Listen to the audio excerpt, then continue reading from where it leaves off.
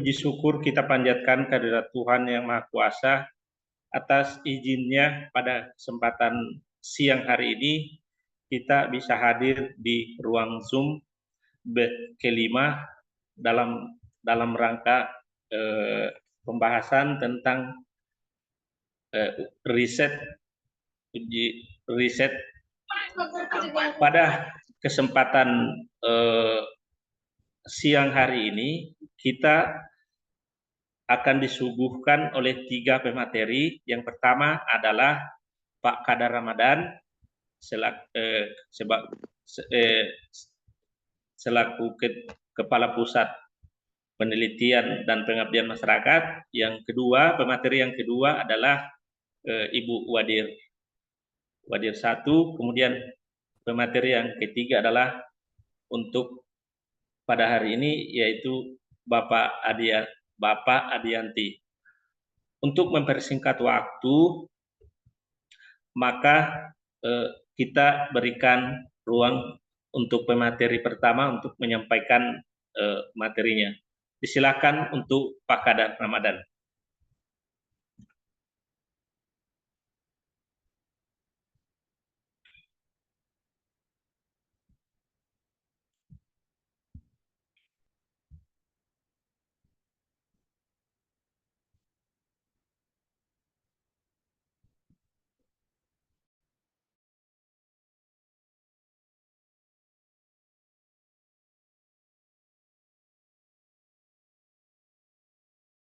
Assalamualaikum warahmatullahi wabarakatuh.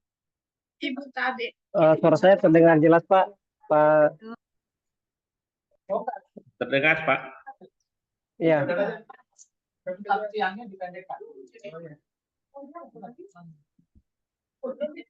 Oke. Ini sudah direkam, Pak, ya? Belum, Pak Kadar. Belum. Pak Rizal. Sudah direkam. Oh, sudah, Pak.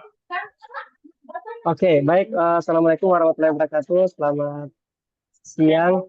Salam sejahtera buat kita sekalian.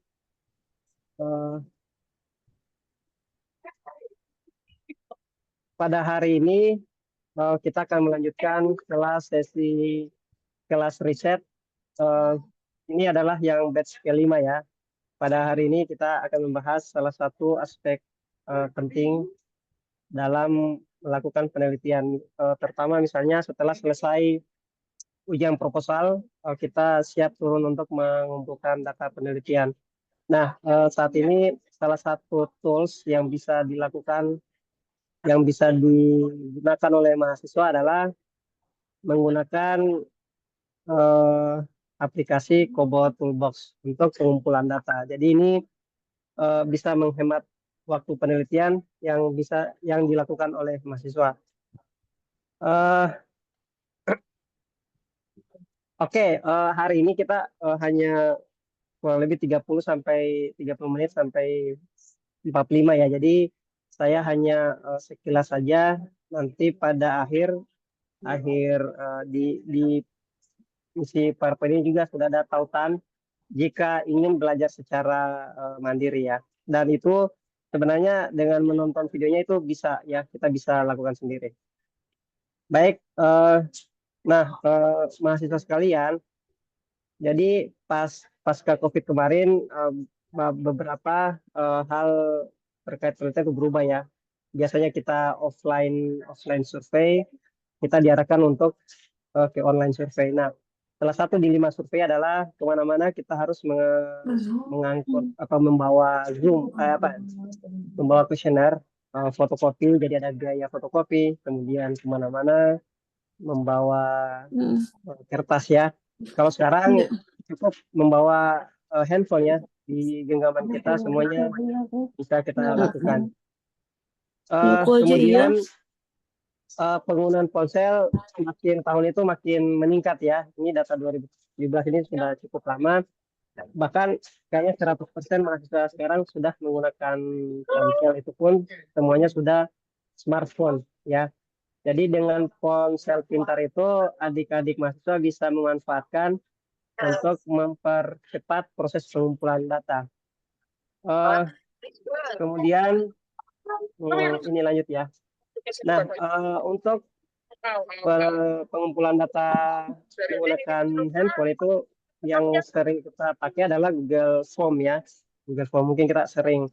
Namun untuk penelitian sebaiknya itu kita lebih menggunakan yang Open Data Kit ya, karena ini beberapa perbandingan antara ODK dengan Google Form ya.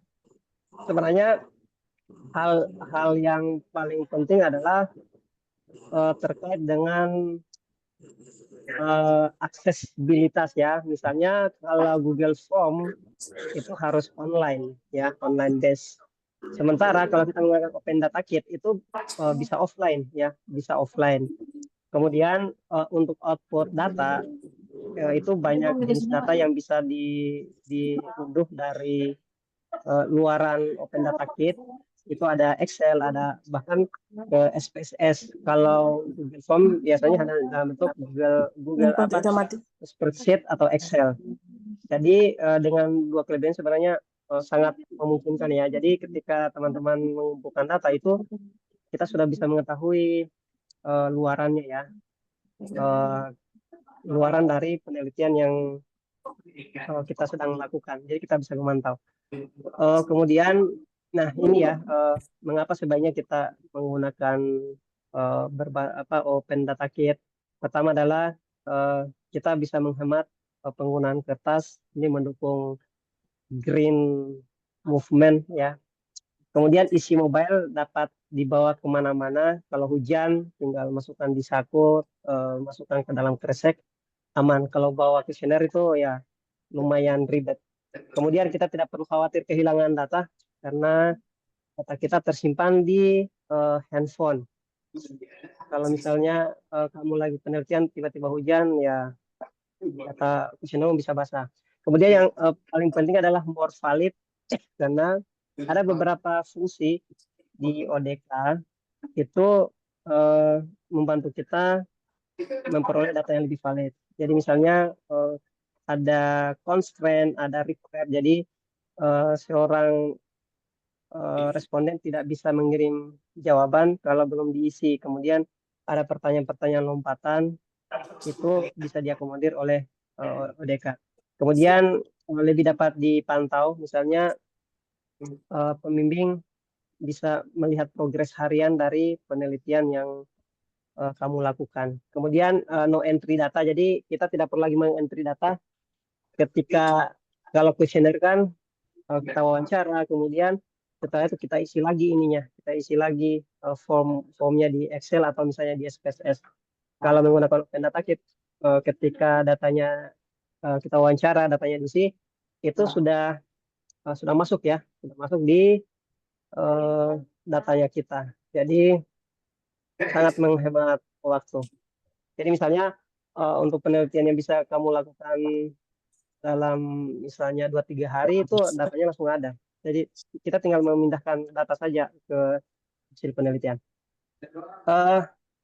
Nah, ini saya lanjut saja. Nah, ini cara kerjanya ya. Jadi pertama adalah kita mendesain kuesioner itu di Microsoft Excel. Jadi sebenarnya ada dua tahap yang bisa. Jadi bisa melalui Excel. Jadi kita membuat kuesionernya di Excel. Kemudian cara kedua adalah kita bisa langsung membuat kuesioner di Cobalt Toolbox. Ya, seperti membuat pertanyaan di Google Form itu kita bisa langsung. Nanti sebentar hari ini saya akan mempraktekkan bagaimana cara langsung membuat di ini ya, langsung membuat di Kobo. Kemudian setelah berhasil maka kita upload datanya ke cloud ya, cloud server. Jadi kita harus memiliki akun di Kobo Toolbox. Kemudian ada dua cara juga bisa langsung download template-nya di mobile device di Kobo Collect. Bisa juga sebenarnya kita pakai URL seperti Google Form. Jadi ada dua cara juga. Ada aplikasinya itu yang bisa offline. Ada juga yang lewat link ya URL seperti Google Form itu untuk yang online. Namun sekarang perkembangan sekarang ternyata yang link seperti Google Form itu juga sudah bisa offline, mahasiswa sekalian. Nah, ini di kelas metode penelitian dan biosot ini beberapa sudah berhasil membuat ya. Oke, saya langsung tunjukkan saja bagaimana cara ini ya, cara membuat ya. Jadi, oke.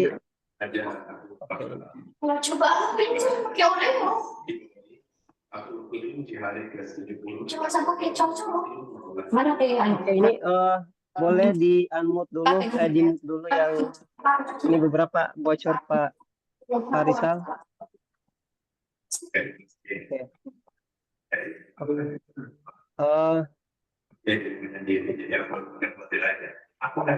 Oke, jadi mahasiswa sekalian, jadi ini adalah server yang akan kita gunakan ya.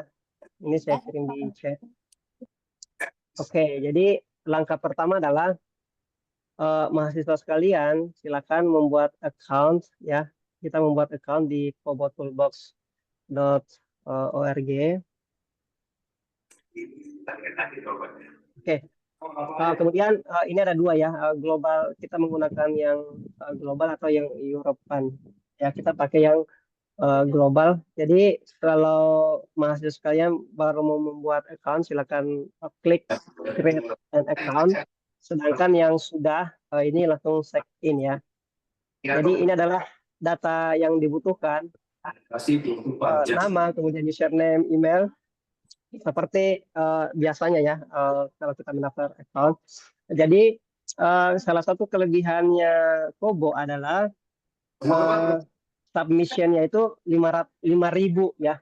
Ada juga sebenarnya yang bagus ONA, tapi ONA itu hanya terbatas ya. Kapasitasnya hanya 300 atau 500 ya, lupa. Dengan menggunakan Kobo kita bisa kalau responden kita misalnya 5.000 itu masih boleh ya. 5.000. Kemudian storage-nya 1 GB. Jadi ini lumayan besar ya, lumayan besar untuk menampung data penelitian kita. Oke, saya pilih yang ini ya, karena saya sudah punya account.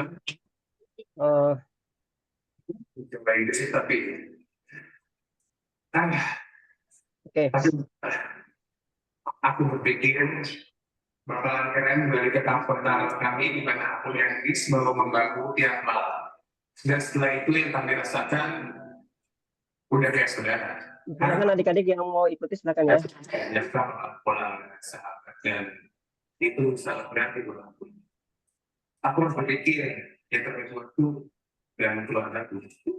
Oke, ya ini contoh penelitian-penelitian yang dilakukan oleh mahasiswa. Yang terakhir itu yang bulan kemarin ini yang kelas kebidanan ya, D3 kebidanan. Jadi kita meneliti tentang terkait dengan ketergantungan mahasiswa terhadap gadget ya dan kaitannya dengan indeks prestasi. Nah, jadi ini adalah tampilan dari Kobo ya. Ini ada tampilan, ada ini kalau sudah ada project ya, ini tentang ketergantungan handphone. Jadi ada summary, ada form, ada data ya, ada setting. Nah, di bagian summary ini tadi jadi kalau misalnya dosen pembimbing bisa memantau progres harian yang kamu lakukan ya. Jadi misalnya 7 hari terakhir, ada 31 hari terakhir, ada 3 bulan terakhir ya. Jadi ini total respondennya 654 di bulan September. Kemudian ini untuk melihat summary penelitian kita, kemudian ada form. Jadi disinilah format kuesioner kita akan buat ya, form. Kemudian ada data. Nah, di data inilah data kita dikumpulkan. Jadi kita bisa melihat mulai dari table, ini adalah raw data. Kemudian ada reports ya. Jadi ada reports. Jadi banyak pertanyaan. Jadi outputnya itu sudah dalam bentuk tabel, ada juga dalam bentuk grafik. Kemudian untuk tabel pun ini sudah bisa pie atau donat, terserah kita ya. Jadi sebenarnya antara pengumpulan data dan hasil kamu bisa lebih cepat ya, karena hasilnya kita sisa memindahkan dari sini ke Word ya. Kemudian ini juga ada maps, ada map. Jadi kita bisa melihat sebaran dari responden kita ya. Jadi ini adalah sebarannya ini untuk yang di Poso, kemudian ada juga yang di Palu ya, Palu. Nah, seperti itu. Jadi sangat membantu kita untuk memantau progres penelitian. Nah, dan setting ya. Nah, sekarang kita coba buat ya, mungkin yang sederhana saja. Sebenarnya kita kemarin saya sudah coba yang ini ya. Sedikit Saya jam gue tanya. ingin membuat apa namanya? Membuat penelitian terkait saya ingin membuat survei kepuasan mahasiswa terhadap pelayanan perpustakaan di Poltekkes Kemenkes Palu ya. Jadi ini adalah formulir ininya, form kuesionernya ya. Nah, jadi kita membuat di sini adik-adik sekalian. Dalam Bapak. Ya. Ini misalnya ada jurusan, kemudian ada tahun angkatan, umur, jenis kelamin, frekuensi dan seterusnya ya. Ada banyak. Jadi kalau misalnya kita menambahkan ya, kalau kita menambahkan pertanyaan, kita tinggal menambahkan di sini ya. Kita bisa tambah di sini ya. Bisa juga di sini terserah. Mbak Zoom, jaringnya Kemudian sayang. Astagfirullah. oke, misalnya kita tambahkan bagaimana pendapat Anda terkait layanan peminjam sudah tadi ya, terkait fasilitas WiFi misalnya ya di perpustakaan. Oke, kemudian kita klik add question. Di sini ada banyak pilihan. Ini select one, berarti kita hanya memilih satu saja, satu. Pilihan ganda. Kemudian adalah select menu, itu boleh memilih lebih dari 2 jawaban.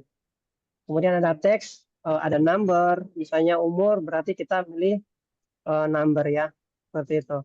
Dan banyak macam. Biasanya kalau untuk penelitian paling select one dan juga teks ya. Jadi tergantung dengan kuesioner yang adik-adik akan buat. Namun sebenarnya untuk kuesioner penelitian saya skripsi itu bisa kita buat dengan cepat ya. Ini kita contoh misalnya bagaimana pendapat mahasiswa terkait fasilitas WiFi ya. Ini select one ya, karena kita hanya boleh memilih salah satu. Kemudian opsinya apa? Misalnya sangat tidak lancar ya. Ini kodenya yang ini ya, automatic. Ini kodenya 1, kemudian kurang lancar. Tidak lancar ya. Tidak lancar. Kemudian ini 2, kemudian kita tambahkan opsi kurang lancar. 3 lancar. 4 sangat lancar. Oke. Ini kembali lagi terserah mau 2 opsi atau 3 ya. Nah, kemudian di bagian kanan ini ada pengaturan, ada kalau kita ingin menghapus pertanyaan, kemudian mau menduplikat pertanyaan ya. Jadi kita akan setting ini mandatory ya, artinya responden harus mengisi. Ya, kalau dia tidak mengisi maka tidak bisa mengirim pertanyaan ya. Oke, misalnya ini kita save ya, kita yes, kemudian close, kemudian kita save ya. Jadi kira-kira seperti ini ya adik sekalian. Jadi silakan dicoba. Jadi mirip-mirip lah membuat kuesioner di Google Form ya. Tinggal dieksplor saja. Jadi buat server dulu buat account di Kobo, kemudian silakan coba-coba membuat pertanyaan. Misalnya kalau misalnya ini sudah selesai ya, kuesionernya sudah selesai, kita keluar ya, kita keluar, kemudian kita redeploy. Sebelumnya ini saya sudah deploy. Oke, thank you. Redeploy. Oke. Kemudian di sini kita bisa atur ya. Ini pertama adalah allow submission to this form without username and password. Jadi kalau ini diaktifkan berarti bagi yang tidak ada akun bisa mengisi. Tapi kalau misalnya ini kalau diaktifkan berarti kan without ya. Berarti kalau diaktifkan berarti bisa mengisi tanpa login ya. Tapi kalau misalnya dinonaktifkan maka responnya harus memiliki account. Ya, makanya di sini kita aktifkan. Kemudian untuk menghindari double pengisian, ini sering nih kemarin. Kalau misalnya kita wawancara sendiri, maka kita pilih yang ini nggak masalah, multiple submission. Namun kalau kita hanya share seperti Google Form lah ya, atau share di WA atau di Facebook misalnya, kita pilih yang ini one atau ini ya single submission. Ya, ini kita pilih single submission. Oke, kemudian kita copy ya, kita copy. Oke, kemudian ini saya mohon kesediaan Bapak Ibu peserta yang hadir ya mahasiswa sekalian.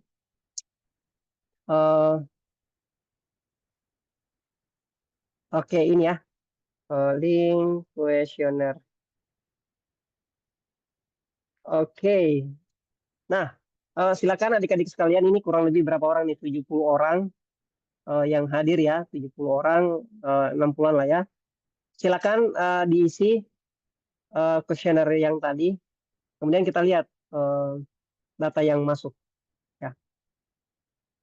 Oke, ini belum ada submission. Silakan, ini modelnya adik-adik sekalian. Silakan diisi ya. Misalnya, oke ini khusus mahasiswa ya. Nanti sebenarnya kita bisa juga tambahkan, misalnya kita sebagai dosen. Misalnya coba ya, saya isi sebagai misalnya saya mahasiswa kebidanan, misalnya angkatan 2000 ini ya, contoh umur. Oh ini keperawatan aja lah. Oke, umur misalnya 30, jenis kelamin laki-laki, berapa kali ke perpus misalnya 1 sampai 2 kali ya. Nah, kalau bulat itu kita hanya memilih satu saja ya. Tapi kalau misalnya kotak, kita bisa misalnya ini saya ke perpus mencari referensi, meminjam buku, mencari jurnal, mengerjakan tugas, tempat belajar atau ruang diskusi ya. Kemudian ini kepuasan, seberapa puas terhadap fasilitas ruang baca misalnya ya. Jadi sangat puas, cukup puas, tidak puas. Jadi silakan mengisi sesuai dengan apa yang kalian alami. Ini contoh saja ya. Oke, oke misalnya ini tidak puas. Ini contoh ya. Sangat baik. Ini anunya pustakawannya sangat baik, ramah. Kemudian bagaimana pendapat Anda? Oke, wifi-nya kadang kurang lancar ya. Nah, setelah itu ini kita sudah isi ya, adik-adik sekalian. Oke, kita klik submit ya, submit. Oke, ini kita biarkan. Oke, ini sudah selesai ya. Oke, selesai. Jadi saya refresh ya. Oke, ini sudah 8 orang yang isi ya, sudah 8. Jadi kalau misalnya respondenmu adalah misalnya siswa SMP atau SMA ya, nah itu hanya butuh beberapa jam kamu sudah mengumpulkan data. Oke, misalnya 8 orang, ini saya refresh lagi. Oke, 12. Nah, saya bisa memantau reportnya ya. Oke, mayoritas respondennya adalah kebidanan 69%, 69,2 ya. Ini banyak, kemudian angkatannya 2024 dan nah yang membedakan Kobo dengan Google Form adalah kalau seperti ini kan kalau di Google Form dia dalam bentuk grafik ya, grafik. Itu pun hanya satu jenis. Eh, di Kalau kita menggunakan ini untuk ukuran tendensi sentral, mean, median, modus, standar deviasi itu ada ya. Misalnya misalnya dari 18 responden itu rata-rata umurnya adalah 24 tahun, medianya 21, modusnya 21 dan standar deviasinya adalah 9,9 tahun. Jenis kelaminnya 88% laki-laki ya. Dan mayoritas hanya 1 sampai 2 kali dalam 1 bulan ke perpustakaan ya. Nah, jadi mahasiswa sekalian bisa bayangkan ya, dengan menggunakan teknologi data ini bisa sudah ada ya, sudah ada. Nah, kemudian Pak moderator, saya sampai jam berapa ya? Mohon diingatkan ya, takutnya kelewat waktunya. 10 menit lagi. Oke, 10 menit. Nah, misalnya ini sudah selesai ya, kita sudah selesai mengumpulkan data. Kita bisa download ya.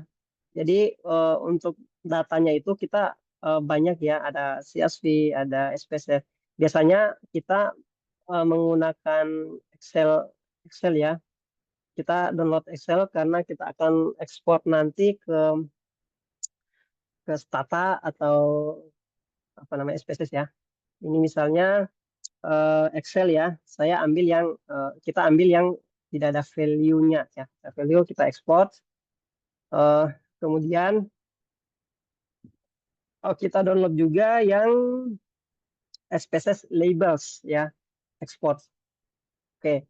Jadi ada 2 file ya, file Excel dan SPSS. Kemudian ini kita download ya, kita download. Oke, ini kita download. Nah, model datanya itu seperti ini. Oke, ini saya stop share dulu ya.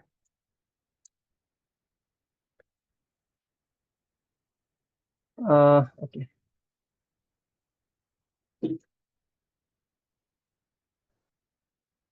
Oke, kelihatan datanya Pak moderator. Nah, ini datanya ya. Iya, Nah, iya ini kelihatan. datanya. Ini adalah data di Excel ya. Ini adalah data di Excel.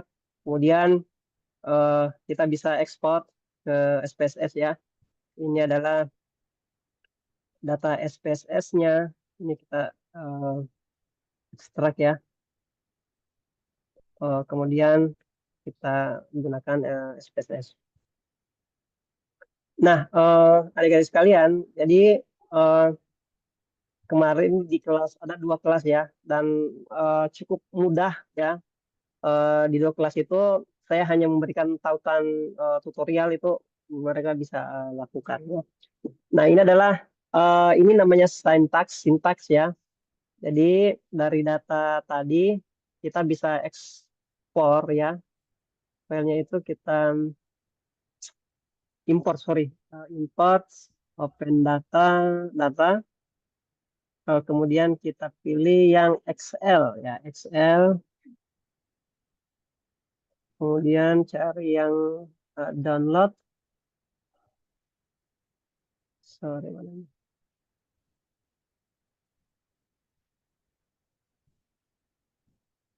Oke, yang ini ya. Oke, open. Kemudian kita pilih yang first row itu adalah variabel. Oke. Nah, ini ya sudah jadi. Kemudian langkah berikutnya adalah ini adalah data set ya, ini adalah data set. Kemudian kita run ya, kita run. Nah, maka jadilah data kita ya. Ini data kita sudah jadi ya. Ini sudah jadi. Ini kalau misalnya mau analisis lebih lanjut lagi. Tapi kalau misalnya hanya univariat dengan Kobus saja itu sudah menjawab semua. Namun kalau misalnya kita mau adakan analisis lebih lanjut ya, Nah, itu bisa kita ini lagi, itu bisa kita eh, ekspor lagi ya. Sorry. Oke, ini nanti kalau SPSS mungkin diajarkan juga ya. Oke, kalau ini satu sesi juga nih. Oke, kemudian kita save ya. Nah, kemudian kebetulan nanti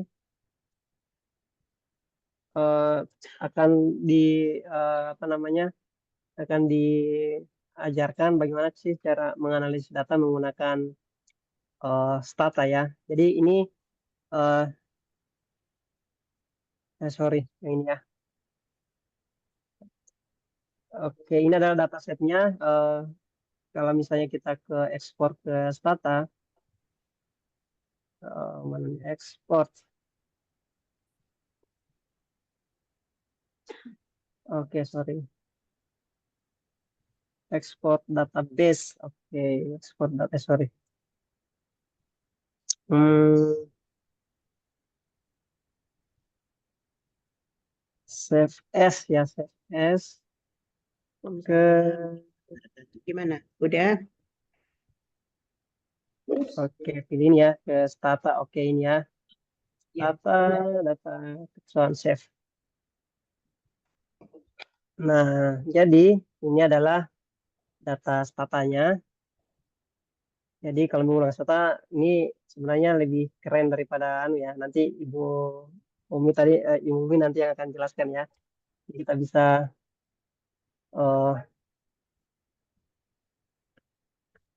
ya. Jadi sorry. Tab 1. Oke, ini tab kecil ya. Nah, seperti ini ya. 1 sampai 2 kali. Jadi lebih simpel sebenarnya. Tapi nanti ini disampaikan oleh beliau. Jadi ini sudah waktunya ya. Jadi memang adik sekalian dengan menggunakan Kobo Toolbox ini bisa mempercepat. Jadi antara proposal dengan hasil itu harusnya nggak berminggu-minggu atau berbulan-bulan ya.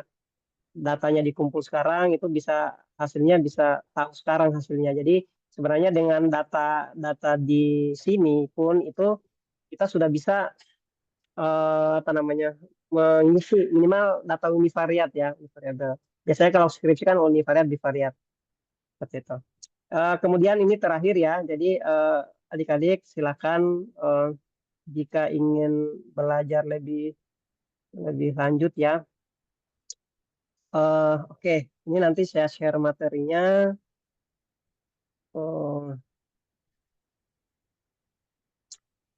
Oke, ini ada ininya ya.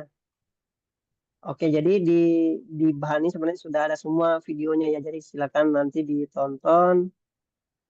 Oke, nanti saya kirim ke ini ya, ke chat. Oke, demikian moderator. Mungkin silakan 1-2 penanya. Saya kembalikan ke Pak Supriyadi. Silakan Pak. Iya, terima kasih Bapak. Membuat kuesioner penelitian berbasis photobox yang disampaikan oleh Pak Kadar Ramadan. Mungkin dalam ruang Zoom ada yang ingin bertanya, disilahkan 1-2 orang.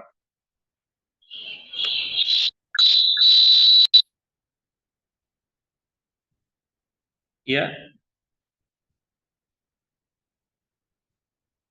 disilahkan adik-adik sekalian atau ibu bapak yang ingin bertanya, disilahkan.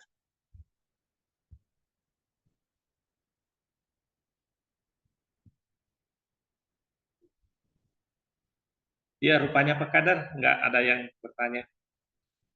Iya, silakan dilanjutkan nanti untuk Ya. video tutorialnya. Ya, Saya share di ini ya, di chat. Siti Kamaria mau bertanya?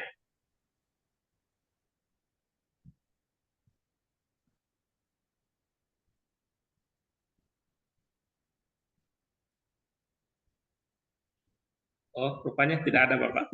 Ya. Iya, silakan Pak, dilanjut. Ya, oke, makasih. Demikian apa materi yang disampaikan oleh Pak Kadar Ramadan, membuat kuesioner penelitian berbasis photobox yang Terima kasih untuk Pak Kadar. Untuk pemateri berikutnya oleh Ibu Wadir 2 dengan judul pengolahan data dengan software Stata. Dipersilakan untuk Ibu Wadir 2 menyampaikan materinya. Wadir satu, Pak. Wadir satu. Maaf, Wadir 1. Maaf. Ya. Terima kasih Bapak Supriyadi selaku moderator pada siang hari ini. Bismillahirrahmanirrahim. Assalamualaikum warahmatullahi wabarakatuh. Waalaikumsalam warahmatullahi wabarakatuh. Bapak, Bapak Ibu yang saya hormati serta tentunya adik-adik mahasiswa yang kami cintai. Pertama-tama saya mengucapkan terima kasih banyak kepada Bapak Kepala Unit Perpustakaan yang telah memberikan kesempatan kepada kami untuk sharing pada siang hari ini terkait topik yang akan saya bawakan adalah bagaimana mengolah data hasil penelitian dengan menggunakan software Stata. Baik, izin saya share screen.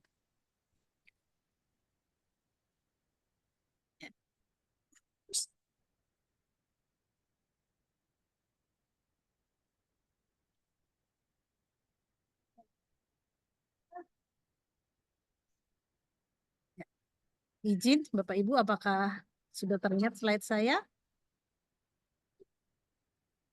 Ya, Ya.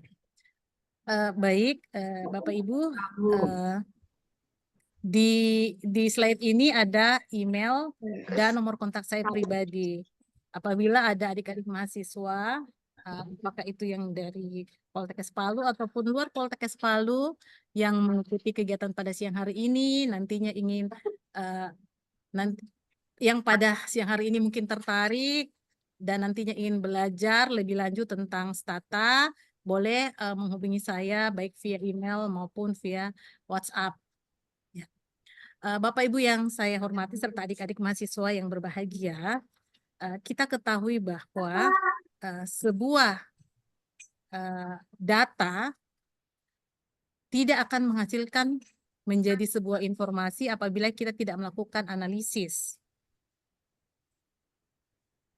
Olehnya itu, data-data yang kita peroleh, baik itu data penelitian, itu harus kita analisis agar dapat memberikan informasi atau menjawab daripada pertanyaan atau masalah penelitian yang kita telah susun.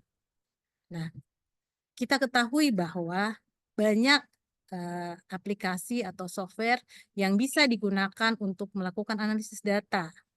Nah, Stata ini hanya satu dari sekian banyak alat analisis yang bisa kita gunakan. Tentunya mungkin Bapak dan Ibu atau mahasiswa sekalian sudah pernah mendengar tadi dari narasumber yang pertama juga sempat menunjukkan bagaimana data yang dari hasil pengumpulan dengan menggunakan alat tadi, mohon maaf, apa tadi Pak Kadar? Kobo ya. Dengan menggunakan Kobo itu kemudian dia bisa ditransfer datanya ke data Stata maupun data SPSS. Nah, Bapak Ibu sekalian, untuk mendapatkan aplikasi Stata ini, Bapak Ibu bisa nanti masuk di website ini ya, http bisa riset.id, cara download dan install Stata MP17 gratis, mudah dan terbaru. Kenapa saya memilih aplikasi Stata? Karena Stata ini dia free atau tidak berbayar. Bapak Ibu sekalian dan adik-adik mahasiswa, seperti kita ketahui, kalau misalnya kita melakukan penelitian, terus di dalam hasil penelitian kita akan menuliskan data tersebut diolah menggunakan apa. Nah, kadang-kadang kita menuliskan diolah menggunakan misalnya software SPSS versi sekian-sekian atau Stata versi sekian. Nah, dulu saya ingat saya terakhir kuliah biostatistik waktu di UGM tahun 2007, saya disampaikan bahwa kalau kita punya tulisan itu dibaca, atau mungkin kita presentasi ke luar negeri dan dilihat kita menggunakan software SPSS, maka kita akan ditanya lisensinya mana. Nah, walaupun sebenarnya Stata itu SPSS itu bisa kita dapat yang bajakan. Nah, tetapi kalau kita menggunakan Stata, insya Allah dia aman karena dia memang free. Jadi untuk mahasiswa sebaiknya dia menggunakan aplikasi Stata sehingga di kemudian hari ketika dia misalnya membuat tulisan, kemudian tulisannya dia presentasi di luar negeri atau di mana, ketika dipertanyakan lisensi dari Stata tersebut, itu tidak akan menjadi masalah karena Stata itu dia free. Baik, selanjutnya Bapak Ibu, tampilan Stata itu kurang lebih seperti ini kalau kita buka ya. Ini kalau misalnya di komputer kita sudah terinstall. Maka ini tadi sudah sempat juga ditunjukkan oleh Bapak narasumber kita yang pertama ya. Belum bergerak. Oh, belum bergerak? Oh gitu. Mohon maaf. Izin? Sudah bergerak? Oke. Ini adalah tampilan Stata ya, layar depan daripada tampilan Stata ketika kita membuka aplikasi Stata.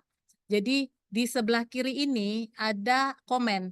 Di sini akan muncul nanti komen-komen atau perintah-perintah yang sudah kita running ya. Kalau kita ketiknya komen di sini, maka nanti setelah kita running akan tersimpan di sebelah kiri. Nah, sedangkan di sebelah kanan ini adalah akan menunjukkan variabel apa saja yang ada dalam file Stata yang sedang kita buka. Nah, jadi kalau Bapak Ibu, kalau slide ini yang saya capture, ini memang sama sekali belum ada filenya, ya, belum ada filenya. Jadi ini hanya masih saya membuka aplikasi Stata, belum ada variabel, dan di sini juga masih kosong propertinya karena memang belum ada sama sekali datanya. Nah, untuk menginput data, ada satu aplikasi namanya Stata Transfer yang bisa mentransfer file dari Excel ke bentuk Stata ya. Jadi kita bisa langsung buka di aplikasi ini. Nah, tetapi kalau misalnya kita hanya tidak memiliki aplikasi tersebut, kita bisa mengcopy file yang ada di Excel dan memasukkan di aplikasi Stata ini. Mohon maaf, slide saya ini tidak bergerak. Oke. Apakah sudah berubah tampilannya? Belum, Ibu. Sudah ya? Oh, baik. Nah, jadi Bapak Ibu, kalau kita mengklik menu data, di sini ada describe data, data editor, create or change data. Nah, untuk saat ini karena kita akan belajar untuk merunning data hasil penelitian secara sederhana, mungkin saya akan mengenalkan dulu terkait dengan menu data editor. Jadi kalau kita ingin menginput data secara manual, kita bisa mengklik data editor. Nah, kalau kita mengklik data editor, tampilannya seperti ini. Ini adalah tampilan data editor. Jadi dia berupa row and column. Jadi semuanya kosong. Nah, kalau kita masih menginput secara manual, ini tinggal kita input saja datanya. Nah, kalau di Stata ini, kita menginputnya data berupa data numerik.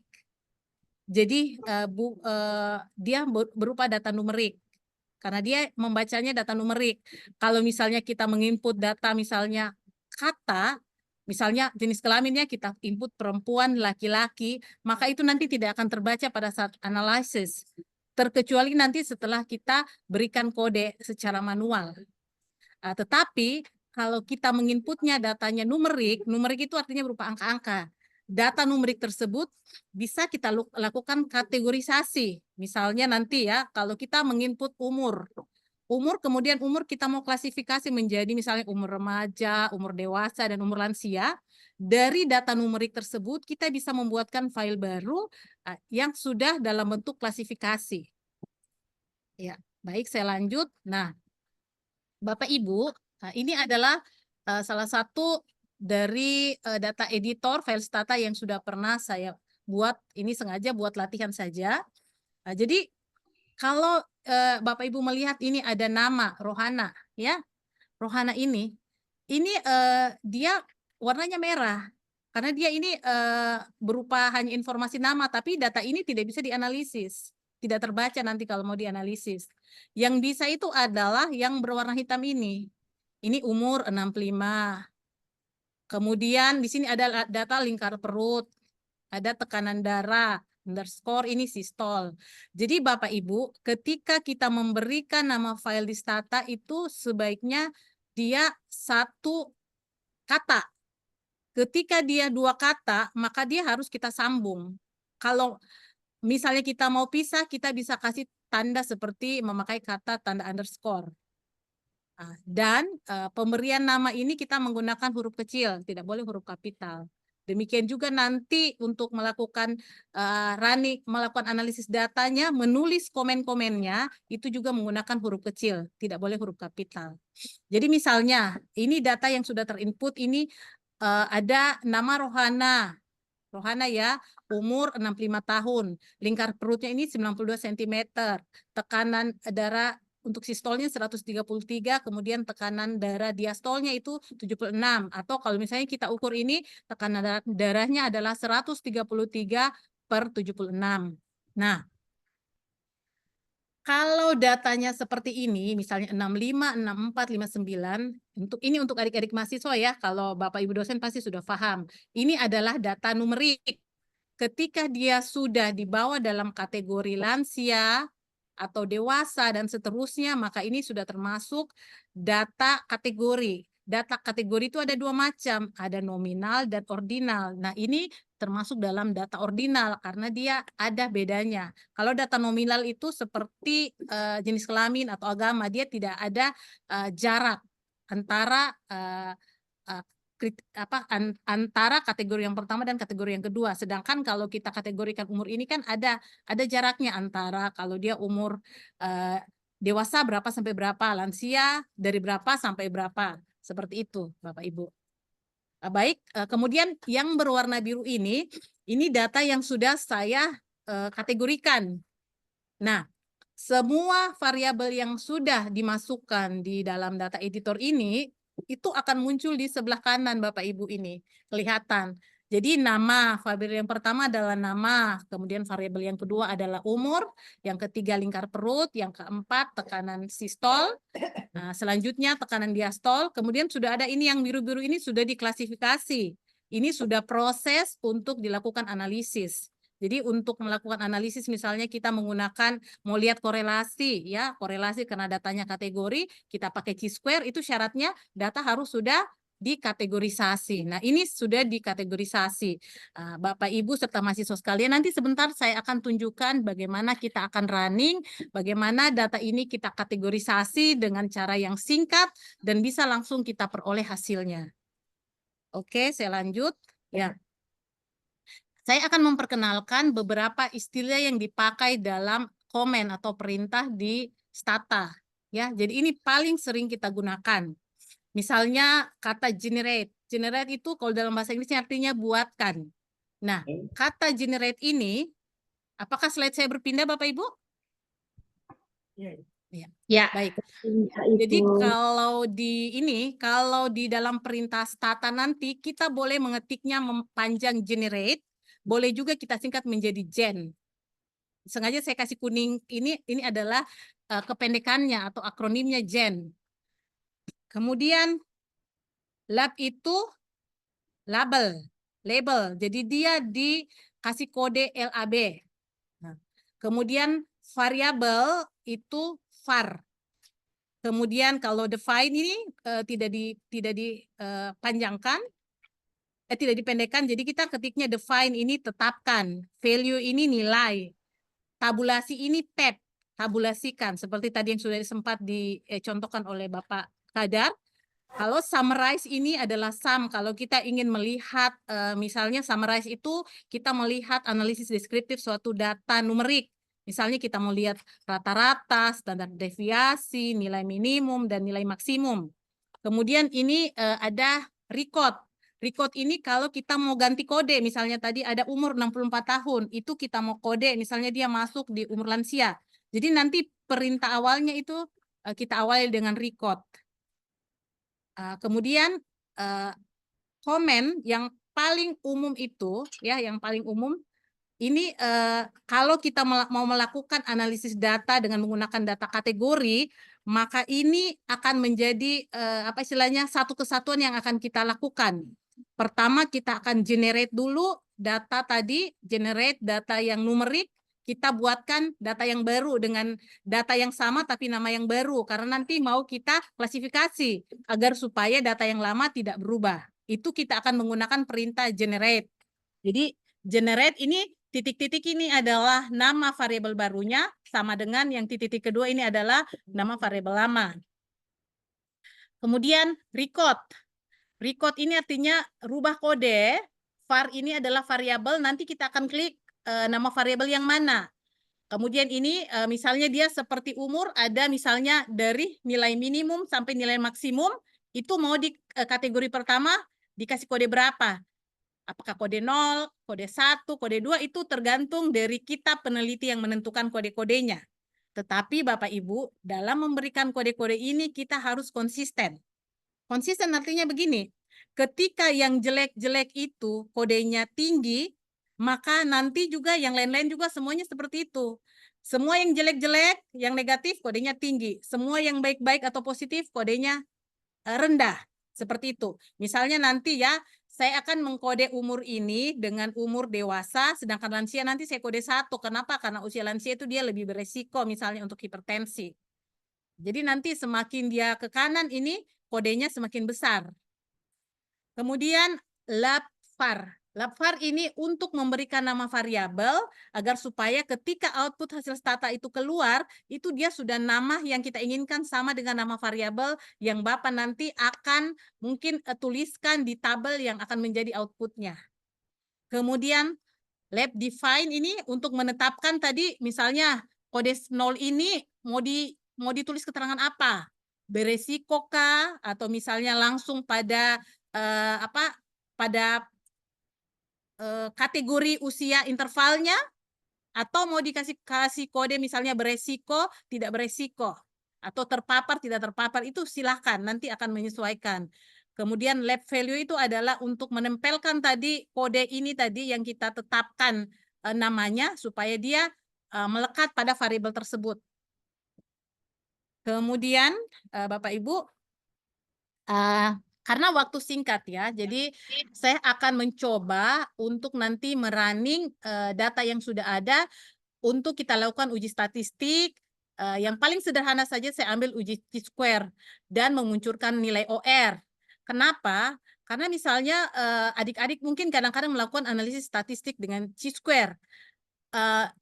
Dia sudah mendapatkan hasil chi-square-nya, tetapi arah korelasi hubungan itu dia tidak dapat, karena dia cuma tahu bahwa oh ada hubungan antara variabel A dan variabel B, tetapi hubungan itu dia positif atau hubungan itu dia negatif, kita tidak tahu. Nah, kita bisa menilai, misalnya kalau itu sebuah faktor resiko penyakit, kita bisa menghitung besarnya resikonya atau odds ratio. Nah, caranya nanti ya, untuk perintah atau komen di stata untuk melakukan analisis chi-square itu sangat apa istilahnya sangat mudah sekali.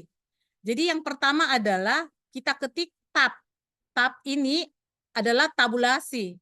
var 1, var 2 artinya ini adalah variabel bebas. Ini satu, kalau dia untuk uji chi-square, setelah tabulasi itu maka diikuti dengan variabel bebas, kemudian variabel terikat.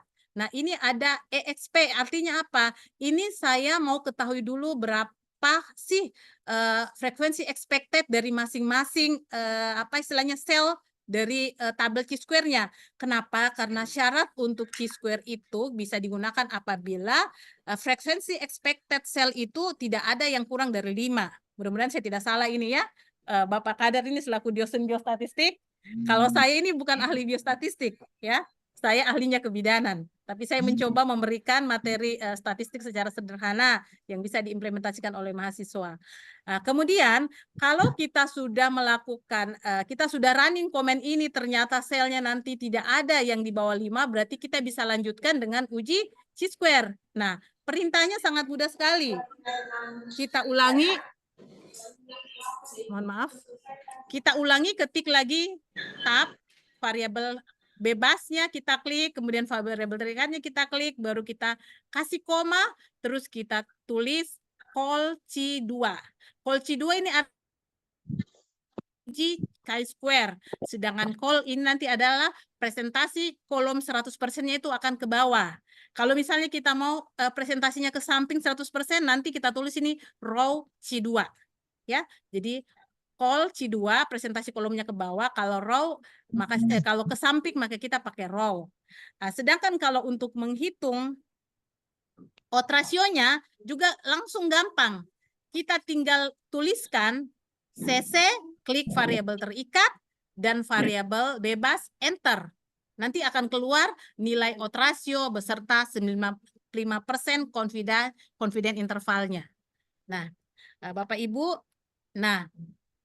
untuk melakukan interpretasi hasil analisis juga perlu diketahui ini ada 5 langkah yang paling mudah. Jadi pertama adalah kita tentukan apa yang menjadi hipotesis nol dan hipotesis alternatif. Nah, kalau bahasa yang mudah diingat, hipotesis nol itu adalah hipotesis yang lemah. Sedangkan hipotesis alternatif ini adalah hipotesis penelitian. Ini yang relevan dengan teori. Kemudian kita menentukan batas penerimaan hipotesis nolnya. Alfanya berapa? 0,05 misalnya. Membuat aturan main ini, membandingkan nilai P dengan nilai alfa, kemudian mengambil keputusan. Nah, ini seperti ini, Bapak Ibu. Jadi hipotesis nol itu biasanya ya, paling umum orang mengatakan tidak ada hubungan antara variabel 1 dengan variabel 2. Ya. Nah, nanti hipotesis alternatifnya ada hubungan. Ada hubungan antara variabel 1 dengan variabel 2. Nah, kemudian menentukan batas penerimaan hipotesis nol adalah ini 5%. Ini sudah kesepakatan umum. Kemudian membuat aturan main bila nilai P lebih besar dari alfa, maka hipotesis nol diterima. Ya.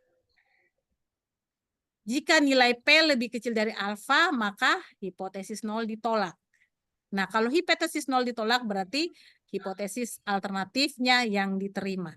Ini aturan mainnya yang harus diperhatikan oleh para peneliti. Kemudian kita akan membandingkan nilai P dengan nilai alfa.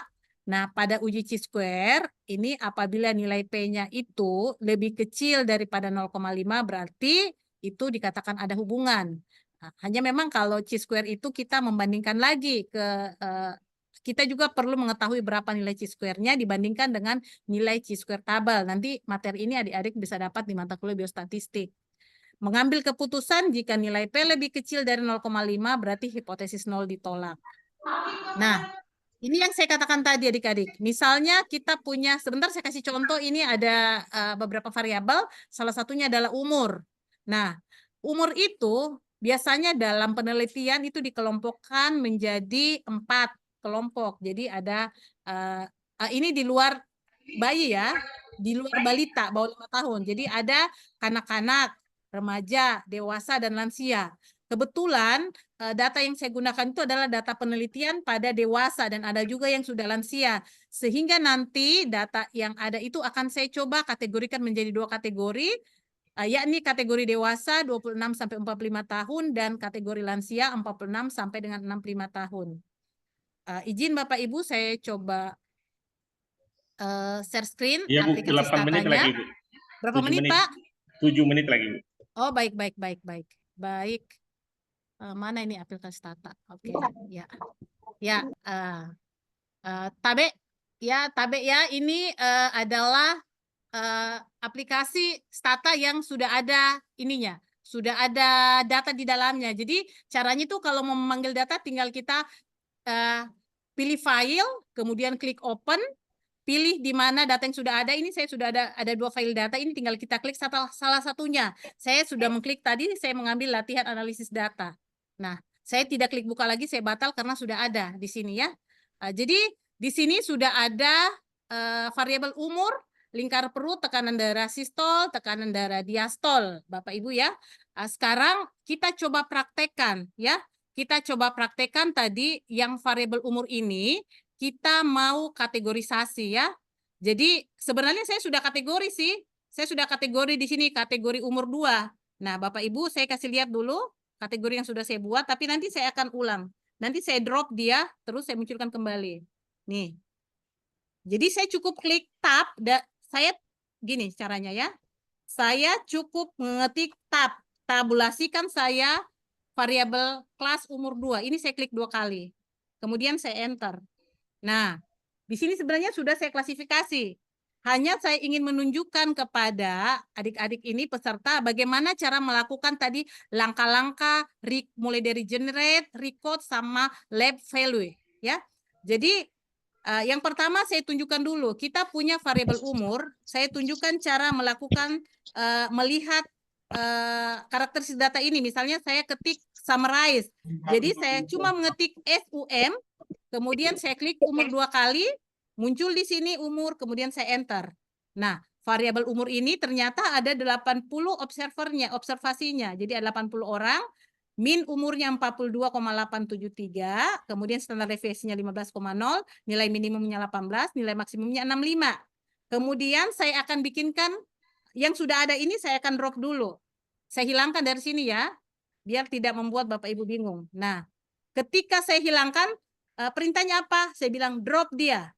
Drop, kemudian saya klik, terus di tampilan sebelah kanan sudah tidak ada lagi variabel kelas umur 2. Nah, sekarang saya akan bikin kelas umur yang baru.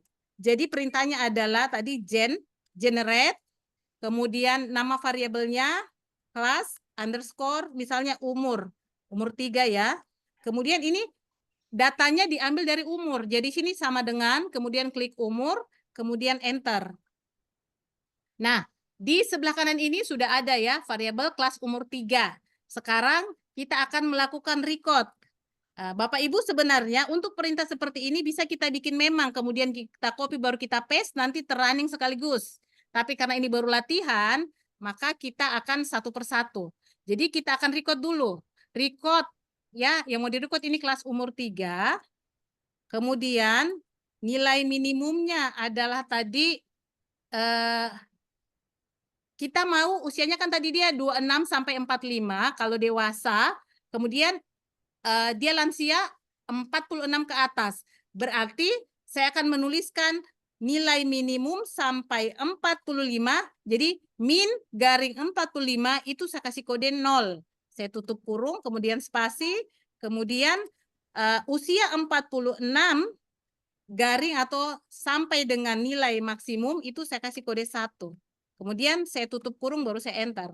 Nah, stata ini Bapak Ibu sangat sensitif. Kalau ada yang kurang hurufnya, kurang komanya, atau kurang kurungnya itu dia tidak akan muncul. Saya kasih contoh misalnya ya. Di sini tidak ada tutup kurung. Saya enter, dia akan merah. Dia bilang invalid role. Ya. Tapi kan ini sudah ya. Sekarang saya akan label.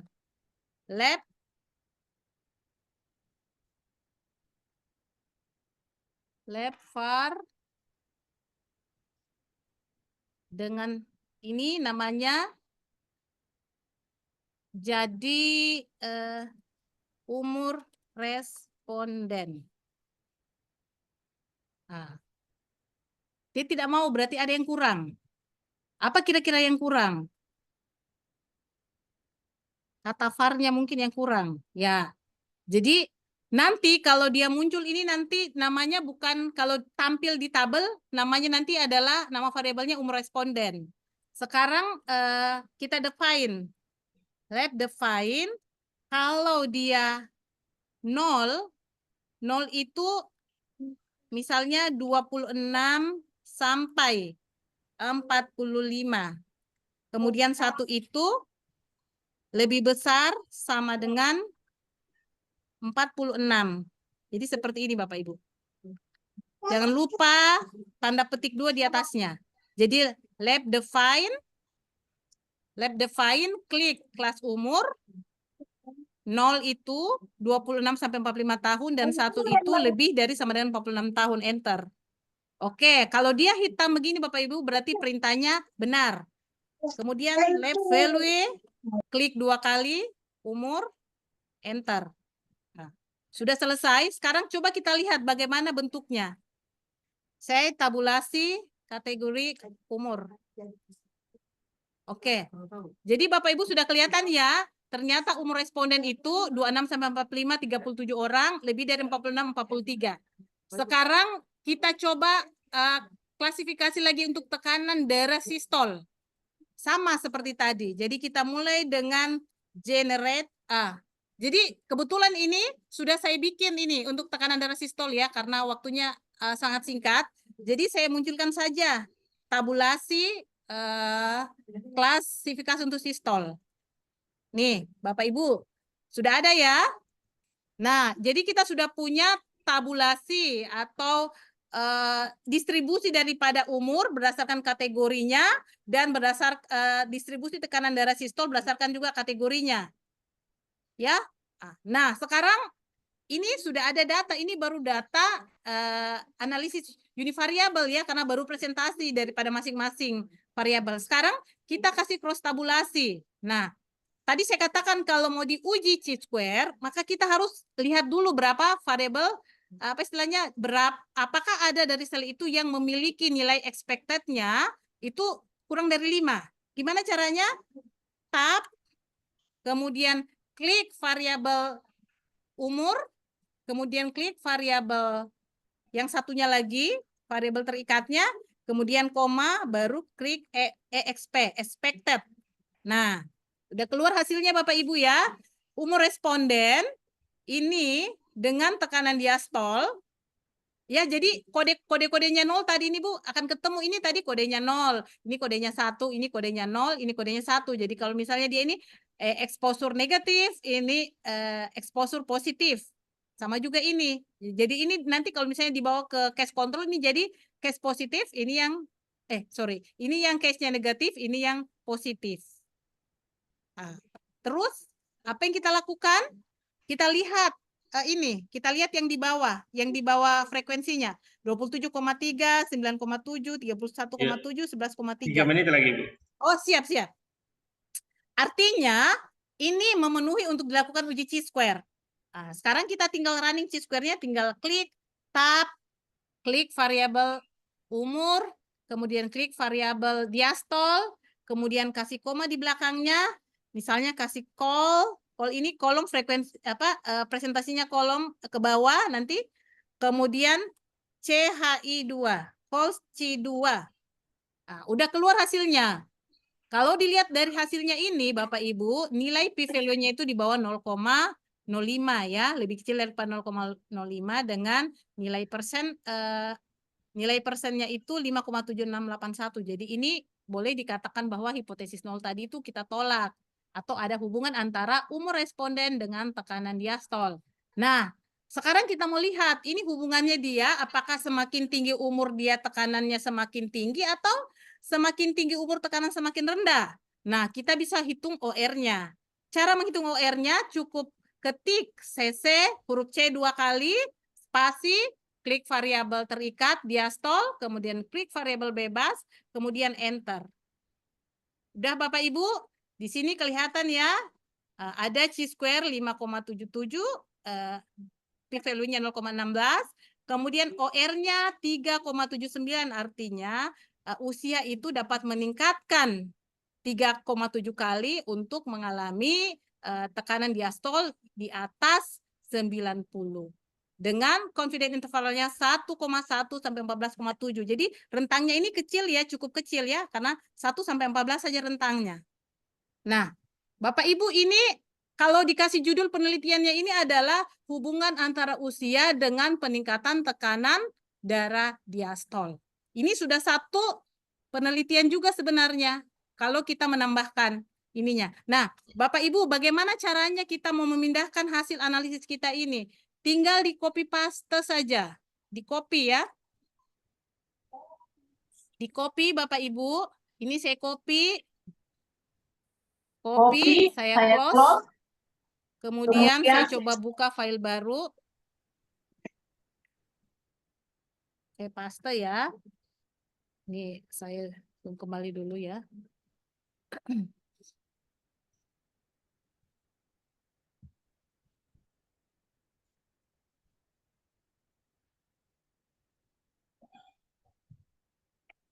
Bapak Ibu, ini ya, ini hasilnya tadi yang kita sudah analisis. Hasilnya masih terhambur Bapak Ibu. Bagaimana caranya supaya saya rapikan? Cukup tekan Ctrl A atau blok semuanya, ganti hurufnya menjadi Courier New. Courier. Courier New dia. Courier New, kemudian ganti misalnya jadi 12, spasinya diperbaiki jadi 1. Ya, Bapak Ibu. Kelihatan Bapak Ibu ini ya. Jadi ini sudah nampak ya hasil analisis kita. Ini adalah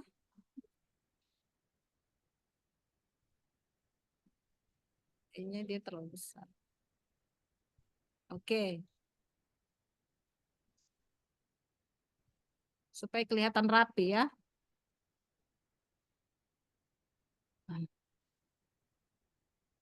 Ya, Bapak Ibu, jadi di layar kita ini nanti Bapak Ibu bisa lihat. Ini adalah hasil analisis chi-square daripada hubungan antara umur responden dengan tekanan darah diastol. Kemudian yang di bawah ini adalah hasil analisis odds ratio ya, menghitung resiko daripada bagaimana umur itu bisa meningkatkan resiko terjadinya peningkatan tekanan diastol pada seorang responden ya. Jadi yang dibaca adalah OR-nya 3,9 dan ini adalah nilai confidence intervalnya. Terima kasih Bapak Ibu, demikian yang bisa kami sharing, waktu kami kembalikan kepada moderator. Iya, terima kasih Bu. Materinya mengolah data dengan software Stata yang disampaikan oleh Dr. Nurmiati SSID MPH. Mungkin di antara adik-adik ada yang ingin ditanyakan, disilakan.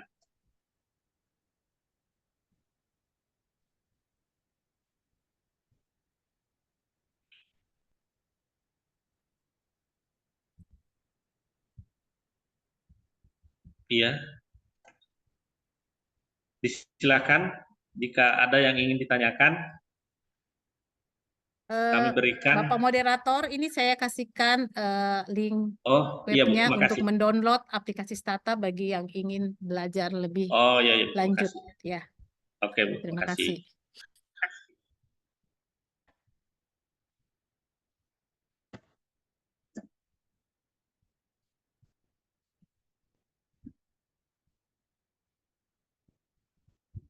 Rupanya Bu belum ada yang ingin bertanya. Iya. Iya, terima kasih Bu atas penyampaian materinya pada sore hari ini. Terima kasih kembali Bapak. Ya, kasih sama-sama Bu. Nah, untuk pemateri berikutnya yaitu Bapak Adianti MSI dengan anatomi manuskrip publikasi dengan submit di OJS.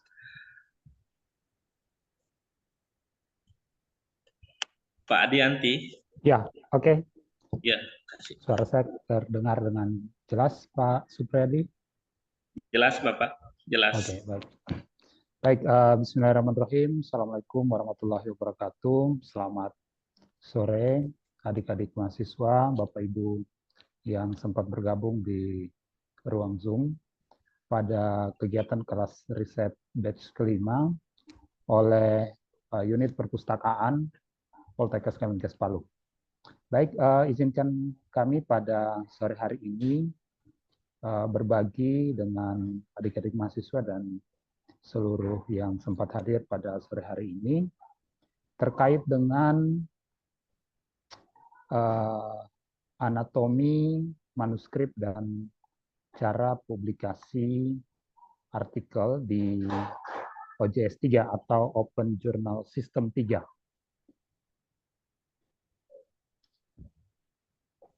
Baik, jadi sebagaimana tadi yang sudah disampaikan bahwa sebelum itu sebenarnya adik-adik mahasiswa harus bersyukur nih, sebenarnya kita sudah sampai pada batch kelima. Tentu saja sudah banyak sekali pengetahuan, ya, inspirasi ya. Jadi kalau kita ikut kegiatan kelas seperti ini, yang kita dapat pertama itu sebenarnya inspirasi. Selebihnya itu adalah kita belajar lebih dalam sendiri, karena namanya kelas konsultasi itu biasanya sangat terbatas, sehingga untuk bisa memperdalam pengetahuan kita itu ya memang kita harus memperdalam sendiri dan belajar lebih jauh dari berbagai sumber. Baik, tadi sudah disampaikan oleh pembicara ketika batch pertama maupun sampai batch kelima hari ini, kita sudah belajar bagaimana cara membuat, mencari masalah penelitian, bagaimana melakukan paraphrase, kemudian bagaimana menyusun instrumen dengan beragam aplikasi, ya, membuat kuesioner dan seterusnya. Kemudian terakhir tadi kita sudah belajar tentang bagaimana cara pengolahan data. Sebenarnya hasil akhir dari serangkaian proses itu adalah suatu rangkaian kegiatan seorang akademisi atau seorang ilmuwan atau seorang yang terpelajar dalam kajian ilmiah. Itu harapan akhirnya sebenarnya adalah adanya publikasi ilmiah, sehingga rangkaian metodologi ilmiah dalam mengembangkan ilmu pengetahuan itu bisa dibaca oleh banyak orang, disebarkan kepada semua orang, terutama untuk kalangan kalangan akademik, ya. Untuk tulisan kan biasanya ada dua, ya, kategorinya, ada namanya tulisan populer dan ada tulisan ilmiah. Skripsi, ya, KTI, kemudian jurnal publikasi atau artikel publikasi itu adalah masuk ke kelompok tulisan ilmiah. Sore hari ini kita akan diskusi tentang bagaimana sih sebenarnya anatomi atau struktur, ya, daripada manuskrip ilmiah. Saya akan menyampaikan paling tidak 4 topik terkait dengan anatomi ini, ya. Yang pertama, sebelum kita melakukan publikasi di jurnal, itu paling tidak ada 3 hal, ya, yang perlu kita siapkan. Yang pertama, ya, kita harus mencari dulu kira-kira kita ingin menerbitkan publikasi kita itu di mana, ya. Kemudian kita siapkan manuskripnya sesuai dengan template daripada jurnal yang akan kita tuju. Kemudian yang terakhir, tentu ketika mendaftar di website jurnal itu, kita harus punya email yang aktif, ya. Baik, selanjutnya saya ingin share tentang bagaimana sih sebenarnya struktur umum, ya, daripada penulisan manuskrip ilmiah untuk dilakukan publikasi. Secara umum, sebenarnya strukturnya itu kita sudah kenal dengan singkatan IMRAD, ya, IMRAD, ya. I-nya itu adalah introduction, kemudian M-nya itu adalah method, R-nya itu adalah result, kemudian discussion, ya. Nah, kalau secara umum strukturnya itu biasanya kalau kita lihat jurnal, yang pertama itu adalah ada judul, ya, kemudian author, ya, kemudian abstraknya. Kemudian di bawahnya itu ada kata kunci atau keyword. Nah, untuk di judul, author, abstrak, dan keyword, itu isinya adalah informasi yang sifatnya masih deskriptif, ya, supaya pembaca itu menggugah pembaca untuk bisa mendapat gambaran umum, dan pembaca tergugah untuk membaca lebih jauh apa yang kita tulis, ya. Itu adalah fungsi daripada abstrak. Nah, kemudian untuk badannya, ya, itu tadi abstrak, judul, abstrak, dan keyword tadi atau kata kunci tadi itu kita anggap itu bagian daripada kepala, ya. Kemudian untuk bagian badannya itu ada IMRAD tadi, ya, introduction, methods, result, kemudian discussion and conclusion, ya. Nah, pertama kita lihat apa yang kita lakukan atau apa yang kita tulis di bagian introduction. Yang pertama adalah tentang secara umum pertanyaan yang harus dijawab adalah pertanyaan kenapa atau why Anda mengangkat topik ini, ya. Why atau apa yang menjadi latar belakang, ya, yang mendasari kita melakukan penelitian, topik penelitian yang sedang kita tulis atau topik publikasi yang kita tulis.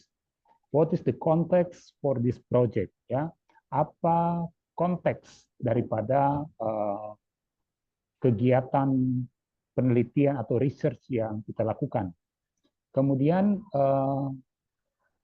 bagaimana keterkaitannya, ya, penelitian yang kita lakukan ini dengan penelitian-penelitian yang lain, ya, atau dengan topik lain. Jadi nanti sebentar kita lihat contoh, misalnya di bagian introduction ini kan latar belakangnya, apa topiknya, kemudian bagaimana hasil-hasil penelitian terdahulu, ya kan? Kita ramu sedemikian rupa, kita bandingkan sehingga kita sampai pada satu pertanyaan yang kita sebut dengan research question atau pertanyaan penelitian. Apa pertanyaan penelitiannya? Atau kalau di KTI atau di skripsi itu adalah rumusan masalah, ya. Kita sebutnya sebagai rumusan masalah atau research question. Apa pertanyaan penelitiannya yang harus dijawab dengan penelitian yang kita lakukan? Yaitu penjelasan di bagian introduction. Kemudian ke bagian yang kedua itu adalah methods.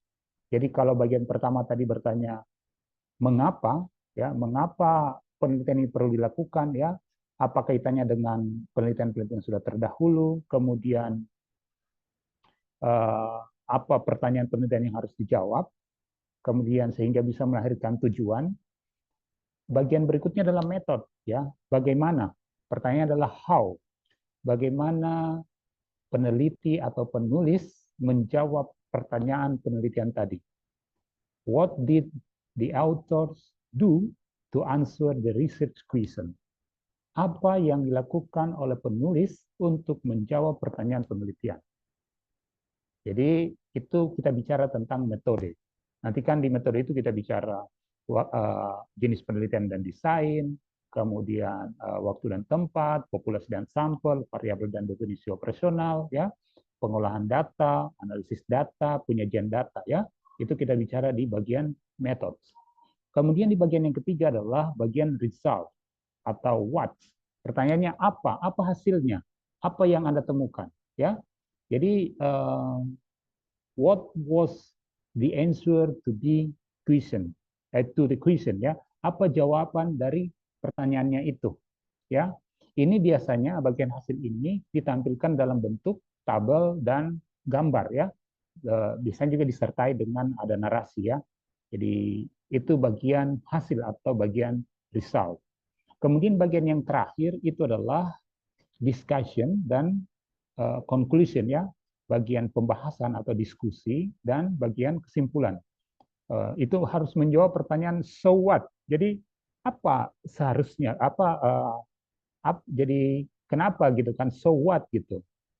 Nah, ini pertanyaan yang dijawab adalah apa signifikansi dari hasil penelitian Anda, apa dampaknya, apa impact-nya gitu, ya. Itu di bagian pembahasan.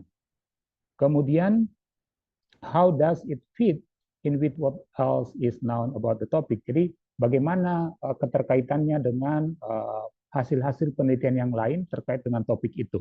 Itu kita bahasnya di bagian discussion dan konklusi.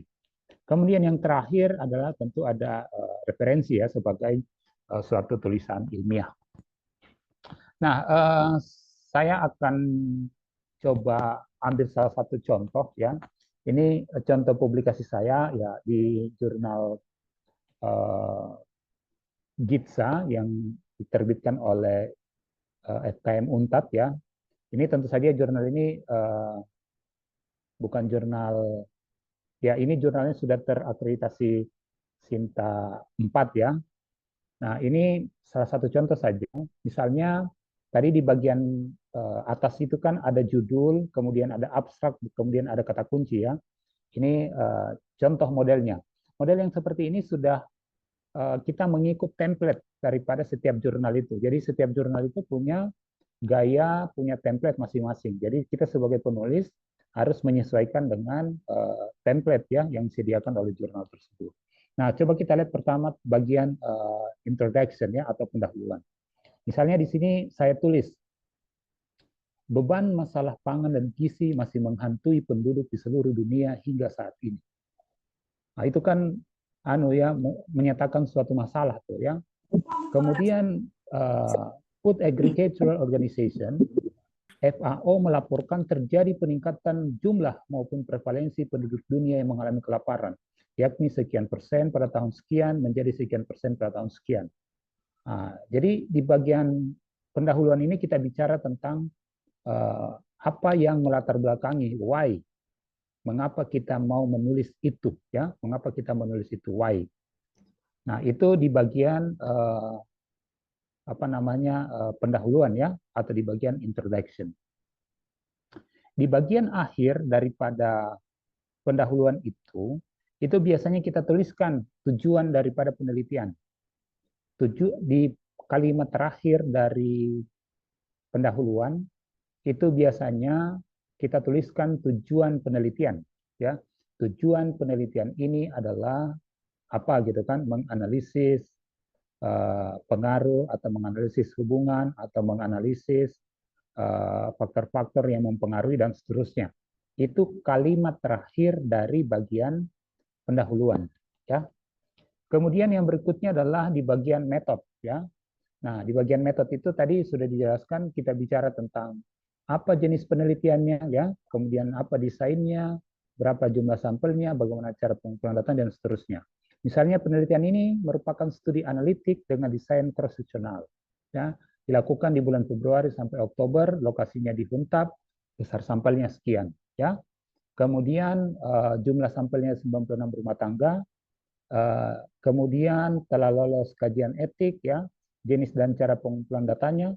Itu di bagian metode itu harus kita tuliskan sejelas dan selengkap mungkin. Saya ulangi, beberapa kelemahan ketika mahasiswa melakukan publikasi itu metodenya seiprit, sedikit sekali satu paragraf. Itu nggak bisa tuh. Itu jurnal tidak akan terima publikasi yang seperti itu. Metode yang kita tulis itu harus sejelas mungkin, harus seclear mungkin. Kenapa ini perlu dijelaskan sedetail mungkin? Karena metode itu bicara tentang bagaimana, atau tadi ya, how, bagaimana cara kita mendapatkan hasil itu. Dalam penelitian ilmiah, salah satu syaratnya itu adalah kajian ilmiah itu bisa dibuktikan. Jadi kalau orang lain yang melakukan kegiatan yang serupa, dia akan mendapatkan hasil yang relatif sama gitu. Itu baru namanya kita bicara kategori ilmiah bahwa dia terbukti, ya. Jadi di metode itu harus kita jelaskan sejelas mungkin, ya. Misalnya ini variabelnya, ya, aspek, kemudian jenis datanya, cara pengumpulannya seperti apa. Itu harus kita jelaskan secara detail di bagian metode.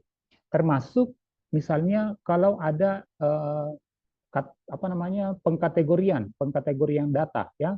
Jangan di metode tidak dijelaskan misalnya ada rawan pangan atau misalnya pendidikan baik, pendidikan rendah di hasil, tapi di bagian metode tidak pernah disebutkan bahwa data pengetahuan dibagi menjadi dua kategori dengan nilai poin sekian, ya. Setiap item pertanyaan diberikan skor sekian. Itu semua harus dijelaskan di bagian metode. Jangan ada di hasil tidak dijelaskan di metode, karena itu akan mengundang pertanyaan, hasil ini dari mana munculnya, sedangkan di bagian metode tidak pernah dijelaskan, ya, seperti itu. Jadi sekali lagi, cara kita mendapatkan data, cara kita mengolah, menganalisis data itu harus dijelaskan sedetail dan sejelas mungkin di bagian metode. Nah, kemudian yang berikutnya adalah bagian hasil, ya, atau result, ya.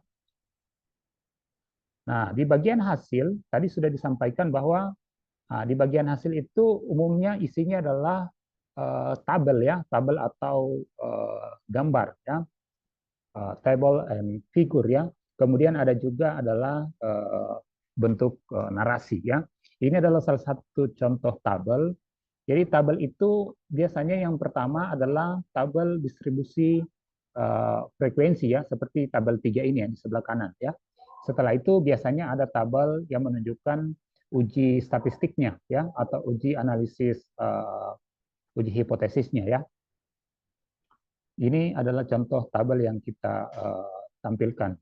Nanti contoh-contoh tabel itu juga bisa Anda, cara mudahnya Anda baca jurnal, kemudian Anda lihat model atau cara penulisan tabelnya seperti apa ya. Kemudian yang berikutnya adalah pembahasan ya, atau discussion tadi. Ya, ini pembahasan ya, kita membahas, kita membandingkan dengan teori-teori ya, atau fakta-fakta yang sudah ada ya. Kemudian kita membahas apa dampaknya, kemudian kenapa bisa terjadi seperti itu ya. So what gitu. Kita bicara tentang impact ya dari hasil temuan yang kita dapatkan dari penelitian yang kita lakukan. Misalnya ini,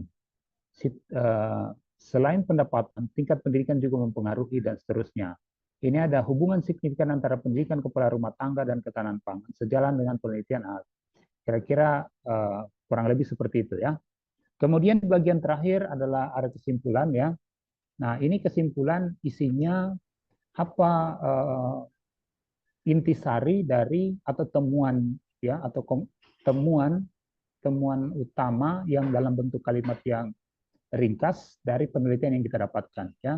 Misalnya kesimpulan dari penelitian yang ini, sebagian besar rumah tangga penyintas bencana pasca 4 tahun gempa bumi, tsunami, dan likuifaksi masih mengalami rawan pangan. Faktor yang berhubungan dengan status ketahanan pangan adalah pendapatan dan tingkat pendidikan kepala rumah tangga. Pendapatan di bawah UMK cenderung mengalami rawan pangan dibandingkan dengan rumah tangga dengan pendapatan di bawah UMK ya, kira-kira begitu. Kemudian apa sarannya ya? Disarankan agar program yang bertujuan dalam peningkatan penghasilan pemberdayaan ekonomi rumah tangga perlu diberikan ya, terutama pada rumah tangga penyintas bencana. Kemudian yang terakhir adalah daftar pustaka. Daftar pustaka saya kira juga di materi-materi awal Anda sudah dapatkan bagaimana membuat daftar pustaka menggunakan Mendeley ya, ataupun menggunakan aplikasi yang lain seperti Zotero. Nah, kalau manuskripnya sudah siap ya, berarti langkah selanjutnya kita siap submit ke jurnal ya. Nah, untuk submit ke jurnal ini saat ini hampir semua jurnal itu meskipun ada yang masih versi cetak, tapi untuk mengirim jurnalnya itu sudah pakai di websitenya ya.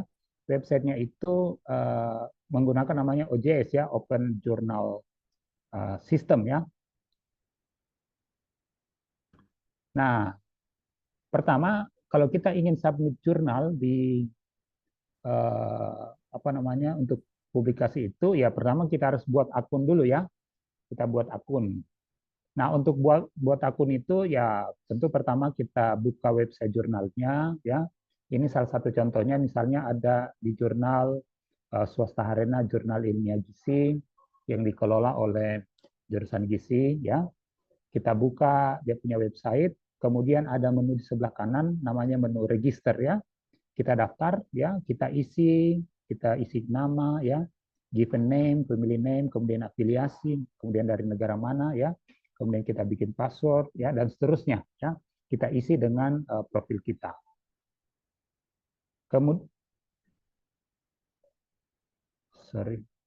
Kemudian setelah kita punya akun, seharusnya langkah selanjutnya adalah kita submit artikelnya ya. Kita submit artikelnya. Pertama kita login di akun yang sudah kita bikin tadi. Kemudian tampilannya seperti ini kalau kita sudah masuk. Kita klik menu New Submission. Ya.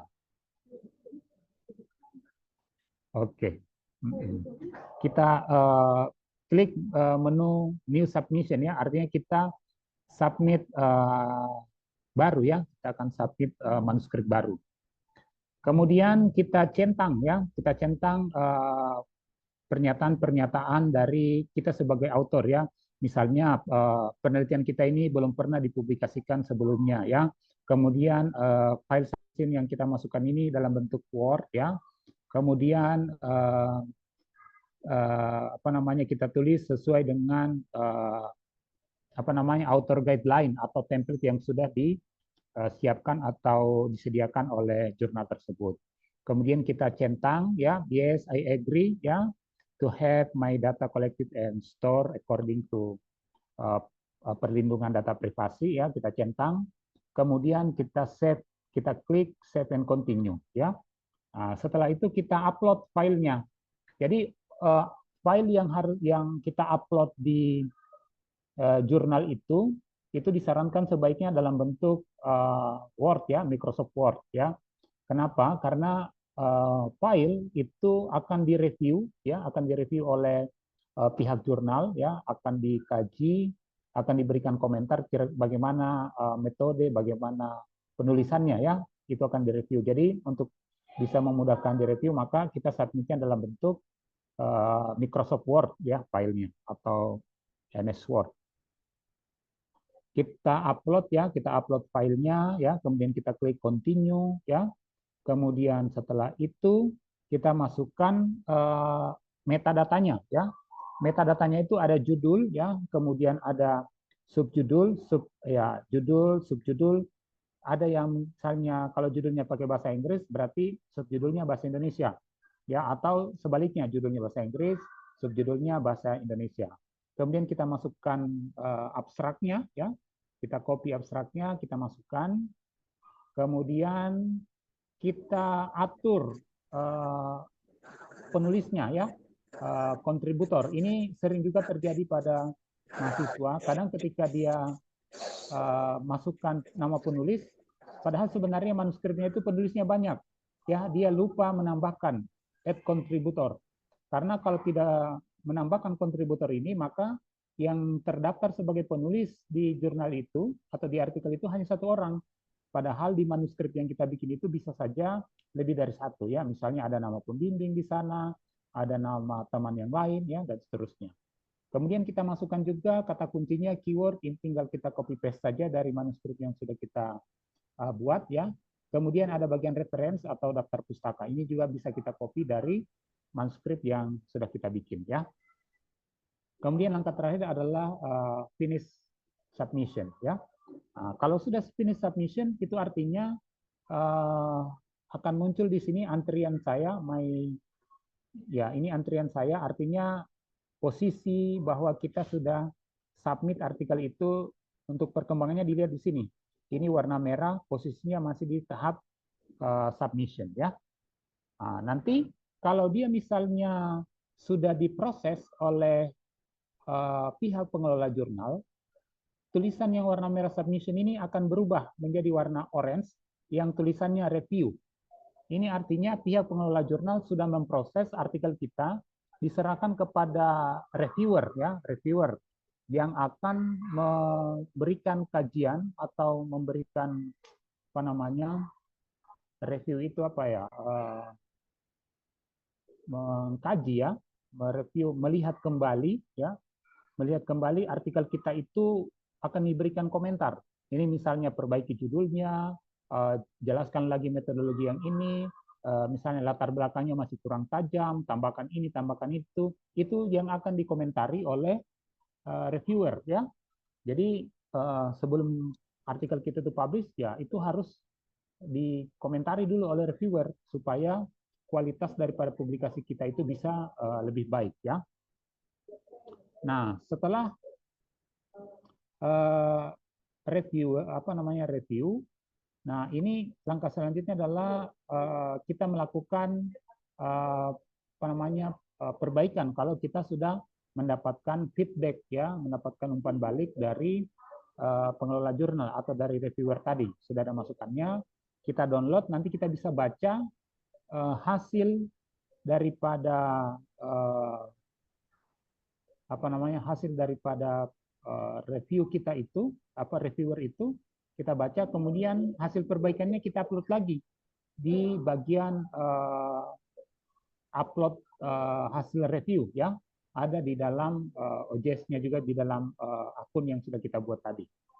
Kemudian langkah yang terakhir adalah kita kalau misalnya artikelnya sudah publish, itu kita bisa lihat di bagian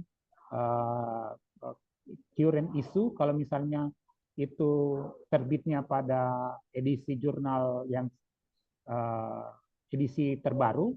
Kemudian kalau misalnya edisinya sudah lewat, itu kita bisa lihat di bagian arsip ya, atau arsip ya, archive daripada jurnal tersebut ya. Nah, saya kira itu yang bisa saya share terkait dengan bagaimana anatomi manuskrip dan cara submit OJS, cara submit manuskrip publikasi di OJS 3. Sebagai penutup, saya mengutip nih kata-kata dari Pramudia Nantatur, ya. Orang boleh pandai setinggi langit, tapi selama ia tidak menulis, ia akan hilang dalam masyarakat dan dari sejarah. Menulis adalah bekerja untuk keabadian. Jadi ya dosa-dosa kita bisa meninggal ya, setelah kita meninggalkan dunia ini, maka yang abadi dari kita itu adalah tulisan atau karya kita ya. Saya kira itu diskusi yang bisa saya bagikan pada sore hari ini. Jika ada yang ingin ditanyakan atau ingin berbagi pengalaman, kami silakan. Saya kembalikan kepada Pak Supriyadi. Terima kasih. Assalamualaikum warahmatullahi wabarakatuh. Terima kasih Pak Adianti materinya yang telah disampaikan pada hari ini. Mungkin di antara adik-adik ada yang ingin ditanyakan, disilakan 1, 2, 3 orang. Di kolom chat juga belum ada. Mungkin adik-adik ada yang mau disampaikan, disilakan.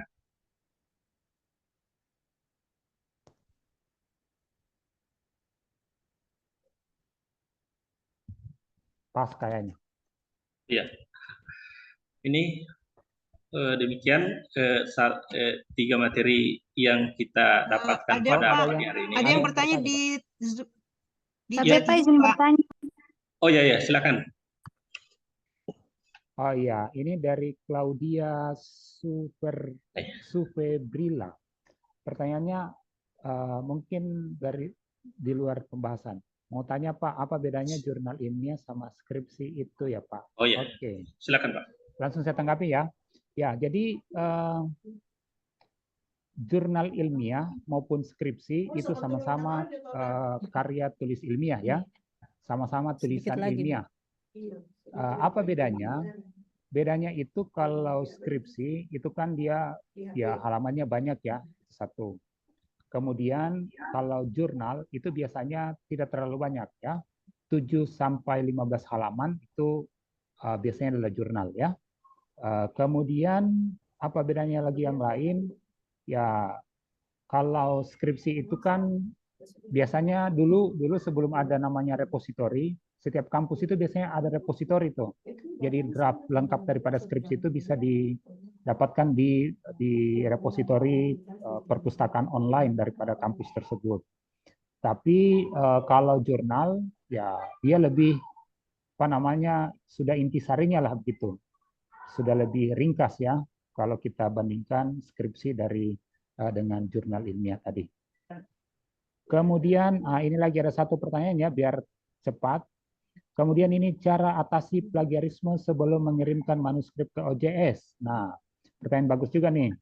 Ini saya kira kemarin Pak Rahmat Kurniawan ya sudah menjelaskan bahwa itu artikel kita sebelum kita submit ke jurnal itu kita harus uji dulu, uji kemiripan ya. Kita uji kemiripannya atau similarity check namanya. Supaya kita terhindar dari namanya menjiplak atau praktek plagiat atau ya plagiat. Kalau pahamnya namanya plagiarisme tuh. Bagaimana caranya kita cek? Ya kita menggunakan aplikasi ya, ada namanya Turnitin ya. Yang umum kita gunakan hari ini Turnitin. Ada lagi beberapa aplikasi yang lain. Nah, bagaimana caranya supaya bisa kita mengatasinya? Mengatasinya sudah diajarkan oleh Pak Rahmat tuh ya. Kita harus paraphrase ya. Kita harus ubah susunan kalimat dari kalimat-kalimat yang kita kutip. Misalnya kalimatnya kalimat aktif misalnya ya, kita ubah menjadi kalimat pasif. Misalnya saya beli mangga ya. Itu kan kalau kita ambil dari satu sumber tulisannya adalah saya beli mangga, Kalau itu kita copy, kemudian kita masukkan di tulisan kita, itu ketika kita uji kemiripan dengan aplikasi Turnitin, maka akan ketahuan tuh bahwa Anda mengcopy paste atau mengambil kalimat atau kalimat ini dari sumber itu. Nah, bagaimana caranya supaya tidak terdeteksi? Ya kita ubah menjadi mangga dibeli oleh saya, gitu kan? Nah, susunannya udah berubah. Itu kemungkinan besar sudah tidak akan terdeteksi sebagai plagiat, ya. Cara itu namanya adalah cara paraphrase. Itu dengan cara mengubah dari aktif ke pasif misalnya. Atau dengan cara kita mengganti kalimat yang dengan kata-kata yang maknanya sama. Itu juga bisa kita gunakan, ya. Misalnya tadi saya beli mangga gitu kan, bisa diganti tuh. Misalnya saya mendapatkan buah yang mengandung vitamin C dan seterusnya kan, itu di paraphrase namanya. Kita kita ubah susunan kalimat itu dengan kata-kata yang berbeda, tetapi maknanya sama, ya maknanya sama. Itu namanya kita melakukan paraphrase. Oke, ini ada yang japri nih, Cikita Dwi Larasati. Ini pertanyaannya, permisi Pak, mohon izin bertanya. Mungkin saya bertanya di luar dari pembahasan. Bagaimana artikel jurnal dalam matematika terapan, Pak? Oke, ini saya agak kurang paham ini pertanyaannya. Artikel jurnal dalam matematika terapan. Iya, hampir semua disiplin ilmu itu punya jurnal, ya. Jadi gini, setiap jurnal itu punya namanya scope, ya.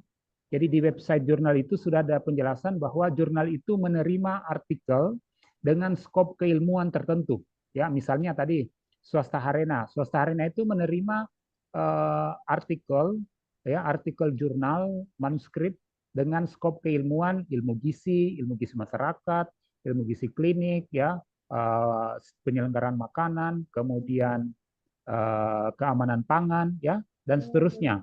Nah, tentu saja kalau dengan disiplin ilmu yang lain, itu juga ada juga jurnalnya yang tentu saja pengelolanya tentu orang-orang yang ahli di bidang ilmu tersebut, ya. Kira-kira begitu. Yang lain? Ah, Mungkin ada yang mau ditanyakan? ada lagi nih. Eva. Irma RPL Palu, Bapak izin bertanya, jika kita melakukan paraphrase, apakah kita tetap masukkan nama penulis sebelumnya? Iya, sebaiknya seperti itu, meskipun susunan kalimatnya itu sudah berubah, tetapi kalau idenya itu kita dapatkan dari orang lain atau kita baca dari penulis lain, maka sebaiknya sumbernya tetap kita cantumkan. Ya, sebaiknya tetap kita cantumkan, meskipun susunan kalimatnya itu sudah berubah. Ya, itu. Jadi kan namanya mengutip itu kalau dalam penulisan ilmiah ada dua, ya, ada kutipan tidak langsung dan ada kutipan langsung. Nah, kutipan langsung itu yang plek sama persis, ya. Kemudian kutipan tidak langsung itu sudah berubah susunannya, tapi makna atau inti dari kalimat itu masih sama, ya. Kira-kira begitu, Pak Supriyadi. Ya, makasih Pak. Ya, demikian apa yang disampaikan oleh Pak Adianti tentang anatomi manuskrip, publikasi, dan cara disubmit di OJS. Mungkin kalau bisa saya simpulkan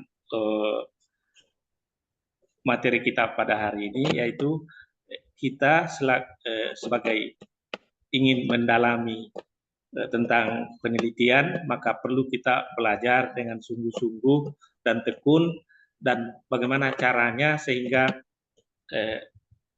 terbit sebuah tulisan yang baik sesuai dengan yang diharapkan.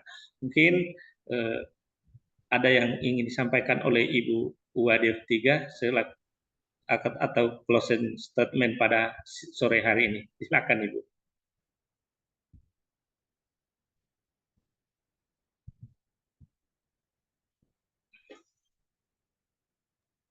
Ya, baik, Pak Kepala Unit Perpustakaan sekaligus sebagai moderator pada acara kita untuk siang hari ini.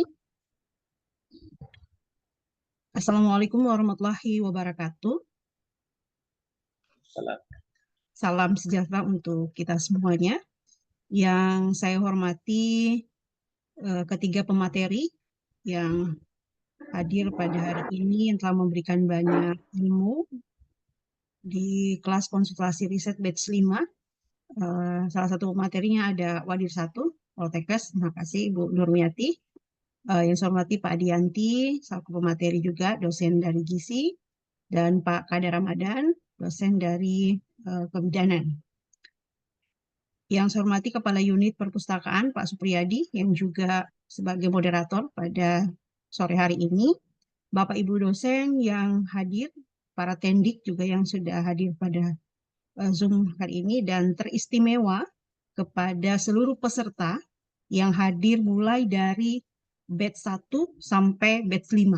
Terima kasih sudah terlibat langsung. Alhamdulillah, segala puji dan syukur mari kita panjatkan kehadirat Allah Subhanahu wa Ta'ala, Tuhan Yang Maha Esa, karena atas rahmat dan karunia-Nya kita semua telah dapat menyelesaikan rangkaian kegiatan kelas konsultasi riset ini dengan baik dan lancar. Jadi kegiatan ini merupakan salah satu upaya dari pihak perpustakaan untuk memotivasi ya para peserta meningkatkan kualitas penelitian ya terkhusus di lingkungan Poltekkes Kemenkes Palu maupun secara umum di institusi lainnya ya kalau ada peserta dari luar. Jadi dengan tujuan dari kelas konsultasi riset ini kita bertujuan untuk menghasilkan riset-riset penelitian yang relevan ya dan bermanfaat baik bagi institusi, masyarakat maupun dunia ilmu pengetahuan. Para peserta yang saya banggakan, saya sangat mengapresiasi semangat dan dedikasi yang telah kalian tunjukkan selama mengikuti kelas ini. Diskusi yang berlangsung sangat dinamis, karena materi-materinya juga dari batch 1 sampai batch 5 itu begitu dinamis dan pematerinya juga luar biasa, dan hal ini menjadikan ada pertukaran ya ide-ide yang kaya sebagai bukti bahwa kita semua ini memiliki potensi besar untuk menjadi peneliti yang unggul ya di bidang kita masing-masing ya di profesi kita masing-masing. Jadi kelas konsultasi ini untuk batch 5 ini bukan akhir ya. Jadi kita hanya break sebentar. Kita break sebentar, kenapa? Karena perpustakaan sedang mempersiapkan diri untuk akreditasi. Maka kita break sesaat, insya Allah ini akan berlanjut lagi dengan materi yang bisa saja berulang atau bisa ada tambahan baru gitu. Jadi bagi yang masih penasaran, nanti tunggu waktu untuk hadir kembali kelas konsultasi riset. Yang jelas ini hadir sayang kalau tidak diambil karena ini sifatnya gratis ya. Jadi karena biasanya kalau kita bimbingan dengan dosen masih ada rada-rada kaku dan mungkin takut bertanya, tapi ketika kita ikut kelas konsultasi riset dengan pemateri-pemateri yang humble ya, yang baik, maka kita akan enak jauh berkonsultasi ya, lebih mudah kita bertanya.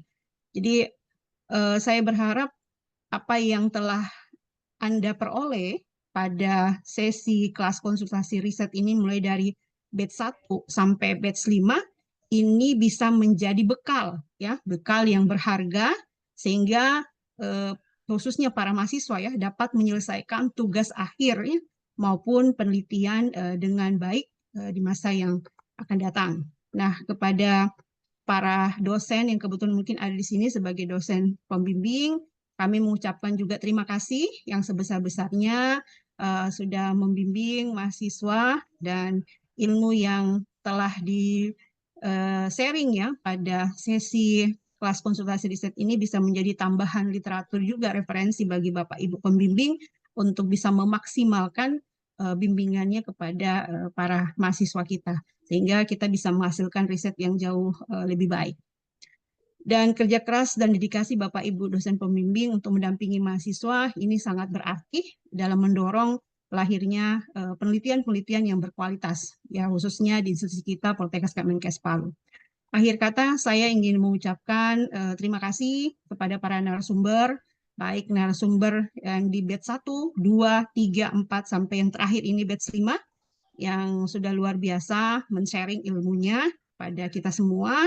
Dan terima kasih juga kepada para peserta yang aktif mulai dari batch 1 sampai batch 5. Kami tidak ada door prize karena tidak ada sponsorship dalam kegiatan ini. Ya, jadi insya Allah nanti berikut-berikutnya semoga ada sponsorship di kelas konsultasi riset yang kedua. Jadi bisa lebih bersemangat lagi ya untuk mengikuti kegiatan konsultasi riset ini. Dan semoga kami berharap semua peserta yang hadir sini bisa sukses dalam menyelesaikan penelitian yang baik yang sedang berjalan ataupun yang akan berjalan. Dan jangan ragu untuk terus belajar dan berkonsultasi dengan para dosen maupun ada pemateri yang ada di sini maupun pada tim-tim dosen lainnya yang sudah melakukan riset. Dengan bersama-sama kita mengucapkan Alhamdulillahirabbil alamin, maka secara resmi saya menutup sementara kegiatan kelas konsultasi riset Poltekkes Kemenkes Palu yang diinisiasi oleh Perpustakaan Poltekkes Kemenkes Palu. Akhir kata, saya ingin berikan pantun, biar dipuji-puji sedikit juga saya, dibilang-bilang keren juga. Jadi tadi kalau Wadir 1 sudah beri pantun di Semira Internasional, saya juga mau kasih pantun di sini ya. Ke taman bunga naik sepeda, Cakep. lewati jalan penuh pohon jati. Terima Cakep. kasih. Cakep. Dan penelitian Anda lancar sampai selesai nanti. Amin ya robbal alamin. Assalamualaikum warahmatullahi wabarakatuh. Terima kasih. Waalaikumsalam warahmatullahi wabarakatuh. Lah. Terima kasih. Sama dulu barangkali ya. Ya. Di copy Mohon yang bisa menghidupkan kamera dihidupkan dulu. Iya, foto Bapak Ibu diaktifkan kembali kameranya.